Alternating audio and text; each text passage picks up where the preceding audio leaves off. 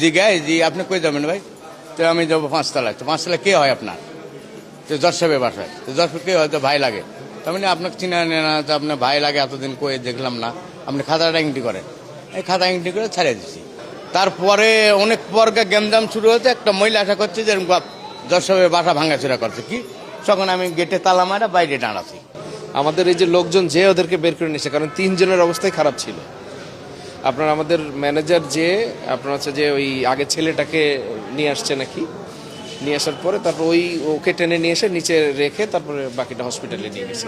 দারোয়ানের সাথে কথা বলে যে একজন লোক যার নাম লেমন মিয়া, সে 2টা বা 2:30টার দিকে এসে জজ সাহেবের ওয়াইফের ভাই পরিচয় দিয়ে এখানে প্রবেশ করার কিছুক্ষণ পরেই সেখানকার যে কাজের বয় সে তাকে দড়িয়ে এসে বলে যে তারা মারামারি লাগছে।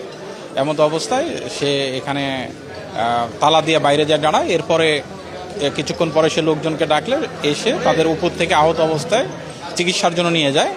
এখানে লিমন মিয়া সে নিজেও আহত অবস্থায় আছে, জজ সাহেবের ওয়াইফ আহত আছে, আর জজ সাহেবের ছেলে মারা গিয়েছে।